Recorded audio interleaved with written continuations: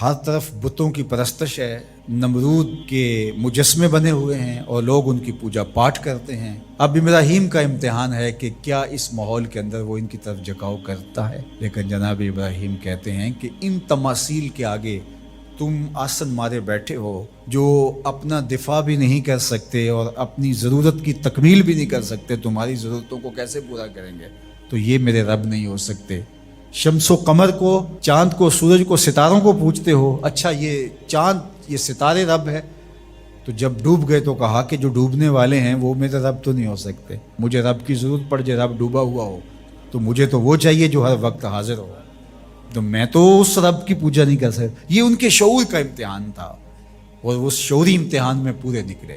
پھر اس کے بعد اگلا امتحان تھا کہ وہ اس شعور کو بیان کرنے کی طاقت بھی رکھتے ہیں کہ نہیں۔ پھر بت کدا ٹوٹتا ہے، نمرود کا دربار سجتا ہے، اور وہاں جو خطبہ حضرت ابراہیم نے دیا زمانے نے سنا، جب کلہاڑا اس بڑے بت کے کندھے پہ رکھ دیا اور باقی سارے بتوں کا تیا پانچا کر کے رکھ دیا، جب وہ میلے سے واپس آئے تو ابراہیم بڑی بے نیازی سے بولتے، ان کے بڑے نے کیا ہوگا، دیکھو اسلحہ تو اسی کے کندھے پر ہے۔ تو وہ کہنے لگے ابراہیم تو جانتا ہے یہ بولتے نہیں ہیں، اور حضرت ابراہیم یہی تو لانا چاہتے تھے۔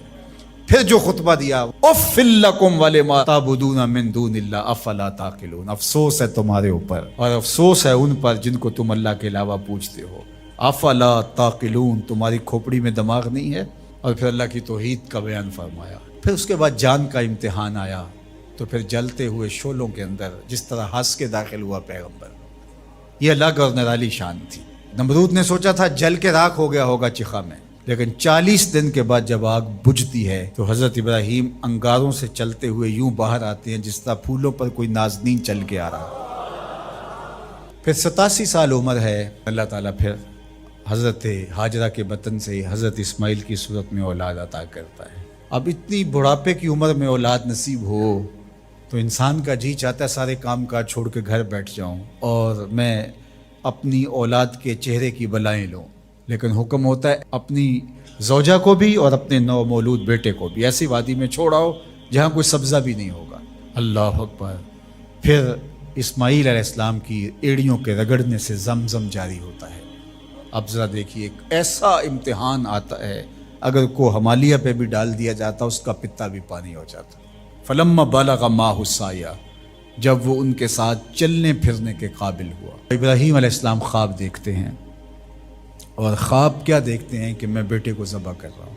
فلما اسلما، جب دونوں راضی ہو گئے، باپ ذبح کرنے پہ اور بیٹا ذبح ہونے پہ، اب باپ کی آنکھوں پہ پٹی بندھی ہے، ہاتھ میں چھری ہے، 100 سال کا بوڑھا باپ، جبل سبیر کا دامن منا کی وادی، کارکنان قضاء و قدر دم بخود ہیں، شمس و قمر، یہ منظر آج سے قبل انہوں نے نہیں دیکھا تھا، اور سورج بادلوں کی اوٹ میں منہ چھپانے کی کوشش کر رہا ہے کہ یہ منظر مجھ سے نہیں دیکھا جائے گا، حوروں کی چیخیں نکل رہی ہے، کائنات تھرا رہی ہے، مالک قیامت آنے والی۔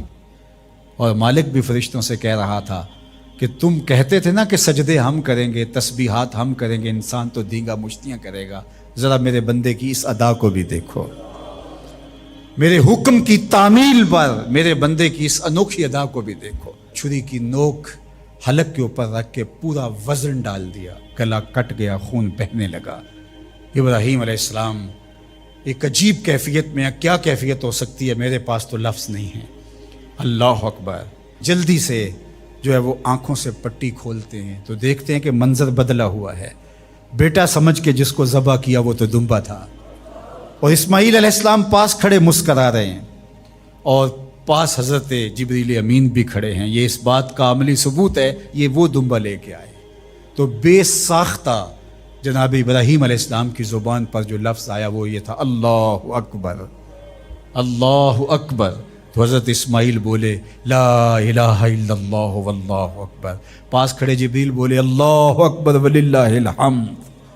اللہ نے کہا اے ابراہیم تمہاری قربانی کی سنت کو بھی قیامت تک جاری رکھیں گے، تمہاری زبانوں سے نکلے ہوئے جملے بھی مرنے نہیں دیں گے۔ وَنَادَيْنَاهُ أَن يَا إِبْرَاهِيمُ قَدْ صَدَّقْتَ الرُّؤْيَا إِنَّا كَذَلِكَ نَجْزِي الْمُحْسِنِينَ، اس حال میں ہم نے ندا دی ابراہیم تو نے واقعی خواب پورا کر دکھایا۔ إِنَّ هَذَا لَهُوَ الْبَلَاءُ الْمُبِينُ، اللہ فرماتا ہے یہ بہت بڑا امتحان تھا، یہ چھوٹا امتحان نہیں تھا۔ اور پھر میرا رب رب ہو کے کیا کہتا ہے؟ سلام علی ابراہیم، اے ابراہیم تیرے اوپر سلامتیاں نازل ہو۔ اللہ اکبر۔ پرسوں بھی میں کسی منڈی کے قریب سے گزرا، کہتے ہیں اس علاقے کی سب سے بڑی منڈی ہے، تو ہزاروں جانور، ہجوم محبت، اور سڑکوں پر، گلیوں میں، بازاروں میں کوئی یہاں گائے لے کے جا رہا ہے، کوئی بیل، کوئی اونٹ اٹھا کے لے کے جا رہا ہے، تو بے ساختہ میری زبان سے یہی نکلتا ہے، سلام علی ابراہیم، ابراہیم تیرے اوپر سلامتیاں نازل ہوں۔ اللہ اکبر۔ اور اس قربان گاہ پر، جس قربان گاہ پر حضرت اسماعیل کو لے کر کے چلے تھے، منا کی وادی میں جبل سبیر کے پاس، وہاں 25 لاکھ حجاج جانور ذبح کریں گے، تو منا کی وادی اس گونج سے منور ہوگی، آواز آ رہی ہوگی، سلام علی ابراہیم، ابراہیم تیرے اوپر سلامتی۔ ابراہیم علیہ السلام نے چھوٹا کام نہیں کیا، بہت بڑا کام کیا، لیکن میرے رب نے بھی پھر جو اعزاز دیا، جو تکریم دیا، عرض کی گئی یا رسول اللہ یہ قربانیاں کیا ہیں؟ فرمایا تمہارے باپ ابراہیم کی سنت ہے، قیامت تک وہ نقشہ ہماری آنکھوں کے سامنے رہے گا، اور لوگ اپنے قیمتی متاع کو اس طرح قربان کرتے رہیں گے۔ ہمارے ایک بزرگ فرمایا کرتے تھے کہ ہر بندے کا کوئی نہ کوئی اسماعیل ہوتا ہے، جب تک وہ اپنے اسماعیل کی گردن پر چھری نہیں رکھتا رب کا قرب نصیب نہیں ہوتا۔ تو اپنی عزیز ترین متاع اللہ کی راہ میں قربان کرنے کا موقع آ جائے، وہ جان ہو، وہ اولاد ہو، وہ مال ہو، وہ منصب ہو، جب حالات تقاضا کریں اور آپ کو لگے کہ میرے مالک کا مجھ سے یہ تقاضا ہے، تو راہ خدا کے اندر قربان کرنے کا جب یہ جذبہ اس لیول تک پہنچ جائے، تو پھر آپ اس نور سے مالا مال ہوتے ہیں، اس فیض سے فیض یاب ہوتے ہیں۔ ہمارے لیے یہ واقعات اس لیے رکھے، ہم تو چھوٹے چھوٹے امتحانوں سے ڈر جاتے ہیں، ہمیں بڑے امتحان بھی دینے پڑے تو ہمارے بڑوں کی سیرت یہ ہے کہ ہم کشادہ دلی کے ساتھ، خوش دلی کے ساتھ ان امتحانوں سے گزریں، پھر ہمارے رب کی رحمتیں اور کرم نوازیاں ہمارے شامل حال ہوں گی۔ نمرود کی جھوٹی خدائی کا ناقوس بج رہا تھا۔ بابل میں ہر دروازے پر نمرود کا بت رکھا ہوا تھا، جو شہر میں داخل ہوتا اس کو اس بت کے آگے اپنی پیشانی جھکانا پڑتی۔ اللہ نے حضرت ابراہیم علیہ السلام کو رشد و ہدایت کا نور دے کر کے اس دنیا کے اوپر بھیجا۔ حضرت ابراہیم علیہ السلام لوگوں کے رویے جو ان بتوں کے ساتھ جڑے ہوئے تھے اس سے بہت آزردہ تھے۔ قوم سال میں ایک بہت بڑا میلہ منعقد کیا کرتی تھی شہر سے باہر، اور سب وہاں جایا کرتے تھے، ناچ گانا ہوتا، رقص و سرود کی محافل ہوتی۔ جناب ابراہیم بھی بلوغت کی عمر میں قدم رکھ چکے تھے، کہا کہ آپ بھی آئیے، فرمایا انی سقیم، میں تمہارے رویوں سے پہلے ہی بیزار ہوں، تنگ دل ہوں، تو مجھے مزید وہاں لے کے جانا چاہو گے؟ یہ تو کبھی نہیں ہو سکتا۔ تو وہ بتوں کے آگے مختلف اشیاء رکھ کے چلے جاتے تھے۔ ابراہیم علیہ السلام گھر سے نکلے، ہاتھ میں کلہاڑا لیا اور ان کے مرکزی بت خانے میں داخل ہو گئے۔ دیکھا کہ انواع اقسام کے کھانے ان بتوں کے سامنے پڑے ہیں، تو کہا کھاتے نہیں ہو؟ اب وہ کیا جواب دیں؟ مجسمے ہیں پتھر کے۔ تو دوسرا سوال کیا، ما لکم لا تنطقون، بولتے نہیں ہو، کچھ بولو نا، کیوں نہیں کھاتے ہو؟ قرآن نے تعبیر کیا اس انداز کو، تو دائیں ہاتھ سے زور کی ضرب ماری، فجعلہم جزازا، ان کے ٹکڑے ٹکڑے کر کے رکھ دیے، چورا چورا کر دیا۔ الا کبیر اللہم، جو بڑا بت تھا اس کو بس چھوڑ دیا، اس سے کوئی صلح نہیں تھی، یہ حضرت ابراہیم کا ایک طریق تھا۔ اب وہ میلہ دیکھ کر واپس آئے، ان کی عادت یہ تھی کہ واپس آ کے سب سے پہلے بت خانے میں ہی آتے، تو وہاں دیکھا کہ ان کے جھوٹے خداؤں کا کسی نے تیا پانچا کر کے رکھ دیا۔ ظاہر ہے کہ ان کے خداؤں کے ساتھ یہ ہوا تھا تو ان کی تو عقیدت وابستہ تھی۔ ان کے پروہت چیخنے لگے، پجاری رونے لگے، اور عجیب شور مچ گیا، ہمارے خداؤں کے ساتھ کوئی یہ کیسے کر سکتا ہے؟ ظالمین سے ہے جس نے یہ کیا ہے۔ شہر کا شہر جمع ہو گیا، آیان سلطنت جمع ہوئے۔ انہوں نے کہا کہ ایک ہی نوجوان ہے اس پوری معاشرت میں جو ان بتوں کی برائی بولتا ہے، تو یہ اسی کا کیا دھرا ہو سکتا ہے، اور کون کر سکتا ہے؟ کہا اس کو لوگوں کے سامنے لاؤ۔ اللہ اکبر، ہزاروں کا مجمع ہے، نمرود سے لے کر کے حکومت کے کارندوں تک سب موجود ہیں، اور حضرت ابراہیم علیہ السلام، چڑھتی جوانی، عنفوان شباب، پیشانی پہ چمکتا ہوا نور، روشن اور تاباں چہرہ، توحید کا اجالا آپ کی آنکھوں سے پھوٹتا ہوا، زیر لب ہلکی سی مسکراہٹ، دربار میں پہنچے۔ जज्बात से भरे हुए थे, बिफर सब बोल पड़े, कोई इधर से शोर मच गया। कालू अंता फालता हाजा बिआलिहतिना या इब्राहिम, ए इब्राहिम हमारे इन खुदाओं के साथ तूने ये सलूक किया। उनके लहजों से शरारे बरस रहे थे, आंखें हैं कि नोच लेंगी जनाब इब्राहिम अलैहिस्सलाम को। जल्लाद तैयार खड़े थे कि हुक्म शाही आए और हम तिक्का बोटी करके रख दें। आगे से जवाब सुनिए क्या आता है। काला बल फ़अलहु कबीरुहुम, कब बड़े ने किया होगा, कुल्हाड़ा तो उसके कंधे पे पड़ा है। अच्छा ये नहीं बोलता तो इनसे पूछ लो तुम्हारे साथ ये किसने किया है, ये अपने खुदाओं से पूछ लो। अल्लाह अकबर, ये काट तो कुल्हाड़े की काट से भी सख्त थी। ये जो बिफर के उछल के बातें कर रहे थे, अपने ज़मीर की तरफ पलटे और अंदर से ज़मीर ने क्या आवाज़ दी, तुम खुद ही जालिम हो। जो अपना दिफा नहीं कर सकते तुम्हारे माबूद कैसे हो सकते हैं। अपने सरों को झुकाए हुए आयाने सल्तनत भी और बड़े बड़े पुरोहित और बड़े बड़े पुजारी और बड़े बड़े कबीलों के सरदार, वजीर मशीर, सबके सर झुक गए और झुके हुए सर से आंखें चार नहीं कर सकते थे। और बोलते क्या हैं, लक़द अलिमता मा हाउलाई यंतिकून, इब्राहिम तू जानता है ये बोलते नहीं। बस इसी मौके के इंतज़ार में थे हज़रत इब्राहिम। फिर हज़रत इब्राहिम खड़े हुए, अल्लाह का पैगंबर बोलने लगा, काला अफतअबुदून मिन दूनिल्लाहि मा ला यनफउकुम शैअन वला यदुर्रुकुम उफ़्फ़िल लकुम वलिमा तअबुदून मिन दूनिल्लाहि अफ़ला ताक़िलून। का अफसोस है तुम्हारे ऊपर, उनको पूछते हो जो तुम्हें फायदा भी नहीं दे सकते, नुकसान भी नहीं दे सकते। उफ़्फ़िल लकुम, ये काट है जो कुल्हाड़े से भी सख्त है, ये ज़रब लग रही है। उफ़्फ़िल लकुम, अफसोस है तुम्हारे ऊपर। वलिमा तअबुदून मिन दूनिल्लाह, और उन पर अफसोस है जिनको तुम अल्लाह के अलावा पूछते हो। अफ़ला ताक़िलून, तुम्हारी खोपड़ी में दिमाग नहीं, सोचो तो सही। अब इसका क्या जवाब हो सकता था। जब जवाब ना हो, दलील और इस्तेदलाल की ज़ुबान बंद हो जाए तो फिर ऊंचे हथकंडों पे लोग आ जाते हैं। कैसे जला दो और अपने खुदाओं की मदद करो। एक चिखा जलाई गई, हज़ारों मन ईंधन जमा करके उसको आग दी गई। अब इब्राहीम अलैहिस्सलाम को उस आग में डाला जाने लगा है। जिब्रील हाज़िर खिदमत होते हैं, क्या है इब्राहीम, मैं तुम्हारा पैगाम लेके रब के हुजूर हाजिर होता हूँ, क्या इल्तिजा है, क्या दुआ है रब के हुजूर। तो जनाब इब्राहीम बोलते हैं, ए जिब्रील मुझे बताओ इनके दिल में किसने डाला कि यूं चिखा जलाई जाए और मुझे आग में डाला जाए।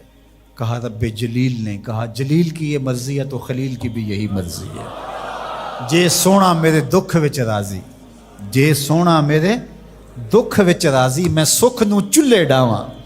अगर वो इस बात पे राजी है कि मैं जलूं तो 100 बार जलने के लिए तैयार।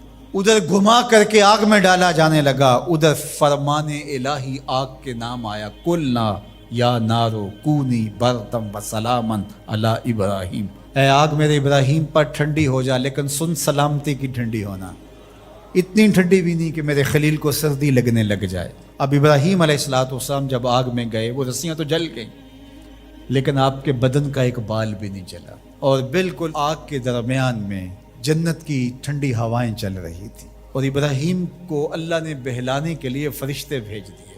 40 दिनों के बाद जब आग बुझने लगी और कोयले दहक रहे थे और आग के लावे कम हुए, तो लोगों ने देखा कि इब्राहिम तो कोयलों से चलते हुए यूं आ रहे थे जिस तरह कोई नाजनी फूलों पे चल के आ रहा।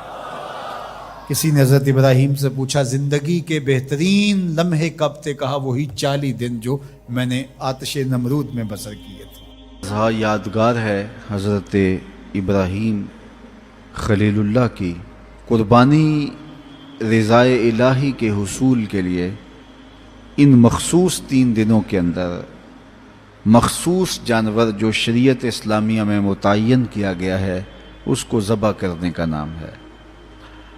ये बात जहन में रखें कि ऐब से जानवर पाक होना चाहिए। फ़ुक़हा ने एक सीधा सा ज़ाब्ता बयान किया है, ऐब वो है जिससे मनफ़अत या जमाल ज़ाइल हो जाए। जो जानवर आपने ख़रीदा तो वो ज़बह के वक्त ऐबदार हो गया, गिरा, टांग टूट गई, तो कोई ऐसा वाक़या पेश आ गया, ज़बह के वक्त जो ऐब है वो ऐब शुमार नहीं किया जाएगा, तो उसको यूं ही ज़बह कर दिया जाएगा। जो जानवर है वो फरबा हो, मोटा हो, ताज़ा हो तो वो अफजल है। 2 जानवर करने की बजाय 1 जानवर फरबा हो तो वो ज़्यादा अफजल है। شریعت اسلامیہ نے صاحب نصاب پر قربانی واجب کی ہے۔ نصاب وہ ہے جو ہمارے ہاں زکوٰۃ کا نصاب ہے، یعنی 52 تولے چاندی یا 7.5 تولے سونا، یا اس کی قیمت۔ زکوٰۃ کے نصاب میں قمری سال گزرنا شرط ہے، لیکن یہ جو قربانی اور صدقہ فطر ہے اس میں سال گزرنا شرط نہیں ہوتا۔ ان عید کے 3 دنوں کے اندر ایک لمحے کے لیے بھی کوئی مالک نصاب ہو گیا تو اس کے اوپر جو ہے وہ قربانی واجب ہوگی۔ پھر قربانی ہر اس شخص پہ واجب ہے جو مالک نصاب ہے۔ بعض اوقات گھر کے اندر کئی افراد مالک نصاب ہوتے ہیں تو سب پہ واجب ہوگی۔ قربانی واجب آپ نے ادا کر لی اور اپنی طرف سے نفلی بھی دینا چاہتے ہیں تو یہ بھی آپ کو اجازت ہے۔ ہمارے آقا و مولا نے ایک قربانی اپنی طرف سے، ایک قربانی اپنی امت کی طرف سے پیش کی ہے، تو اگر امتی اپنے آقا کی جانب سے قربانی پیش کرتا ہے تو یہ اجر و ثواب کا باعث ہے۔ 3 حصے کر کے دوست احباب کے لیے، غرباء کے لیے اور اپنے لیے تقسیم کر لیں تو یہ قربانی کی روح کے مطابق ہے۔ سارا اگر خود استعمال کرنا چاہیں تو بہرحال اس کی بھی اجازت ہے، لیکن قربانی کی روح کے منافی ہے۔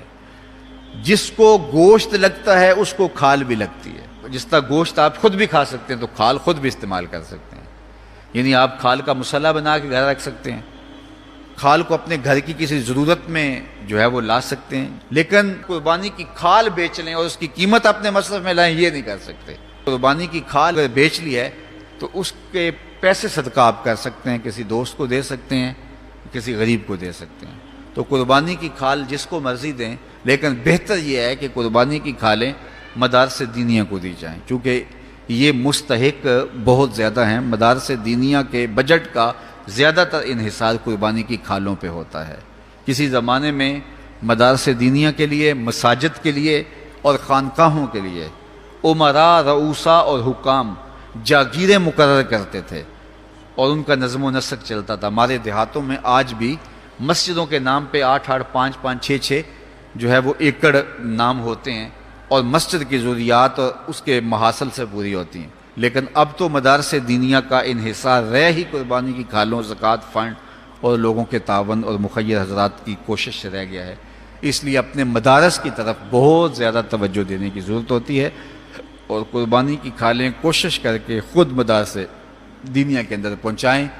اور آپ کے سامنے جامعۃ المصطفیٰ ایک ایسی درسگاہ علمی ہے کہ جس کے فیضان سے ایک زمانہ متمتع ہو رہا ہے اور یہاں سے نکل کر اطراف و اکناف عالم کے اندر جو ہیں وہ لوگ پھیل رہے ہیں اور فائدہ پہنچ رہا ہے۔ اللہ کا شکر ہے، یہاں سے جانے والے پیغام کو مسلم بھی قبول کر رہے ہیں اور غیر مسلم بھی قبول کر رہے ہیں۔ یہ مجھے پچھلے دن انڈیا سے ایک فون آیا تھا کہ ایک سکھ فیملی ہے اور پڑھی لکھی فیملی ہے، ڈاکٹر ہیں، انجینئر ہیں، تو وہ کوئی ہمارے شارٹ کلپ سنتے رہے ہیں۔ اللہ تعالیٰ نے ان کے سینے میں اسلام کی محبت پیدا کی، تو وہ جو شخص ان کو بھیجتا رہا وہ بھی کانپور کا رہنے والا تھا، انڈیا کا رہنے والا تھا، تو اس کو انہوں نے فون کیا کہ وہ گرو جی سے ہماری فون پہ بات کرواؤ، ہم اسلام قبول کرنا چاہتے ہیں۔ تو یہ اللہ کا فضل ہے، اس پر ہمیں شکر ادا کرنا چاہیے۔ اس سے قبل ایک ہندو فیملی تھی، وہ بھی انڈیا کے اندر پڑھی لکھی فیملی تھی، اللہ نے اس کو اسلام جو ہے وہ نصیب فرمایا۔ اس سے قبل جو ہے وہ مختلف جگہوں پر 7 ہندوؤں نے اللہ تعالیٰ نے ان کو اسلام نصیب فرمایا اور اس کا سبب یہ آپ کا ادارہ بنا۔ اور آپ آئے دن دیکھتے رہتے ہیں کتنے عیسائی یہاں کلمہ پڑھتے ہیں، تو یہ غیر مسلموں تک پیغام پہنچ رہا ہے اور کتنے مسلمانوں کی اصلاح ہوئی ہے اور کتنے لوگ فائدے میں گئے ہیں۔ تو یہ ایک اللہ تعالیٰ کا بڑا فضل ہے اور اللہ تعالیٰ کا بڑا ہی کرم ہے کہ کتنے لوگوں کو یہاں سے فائدہ ہو رہا ہے۔ اور یہاں سے مدارس، یہ ظاہر ہے ہم ساری زندگی تو نہیں بیٹھ رہیں گے، ایک وقت عمر کا، زندگی کا ہم نے پورا کرنا ہے، اس کے بعد ہم نے چلے جانا ہے، تو ہماری جگہ اوروں نے آنا ہے۔ تو یہ دارالعلوم اگر زیادہ سے زیادہ لوگ پیدا کرے گا تو زیادہ لوگوں کو فائدہ پہنچ سکتا ہے۔ تو اس لیے نہ صرف قربانی کی کھالیں بلکہ اس ادارے کے ساتھ آپ کا ہر طرح کا تعاون درکار ہے۔ سب سے بڑا تعاون آپ کا اس ادارے کے ساتھ محبت کا تعاون درکار ہے۔ آپ اس مرکز سے اپنی عقیدت کا رشتہ، اپنی محبت کا رشتہ جو ہے وہ وابستہ کریں۔ جس طرح عشق کیا جاتا ہے، پیار کیا جاتا ہے، اس مرکز سے آپ پیار کریں، اس مرکز سے آپ محبت کریں۔ یہ مرکز ہماری عقیدتوں کا مامن اور مسکن ہونا چاہیے، چونکہ اس سے بہت سارے لوگوں کو فائدہ ہو رہا ہے اور غیر مسلم بھی اسلام کے دامن میں آ رہے ہیں اور مسلمان عمل کی راہوں کے مسافر ہو رہے ہیں، اور یہاں سے صاف سیدھا اور پیارا سا پیغام پوری دنیا پہ پہنچ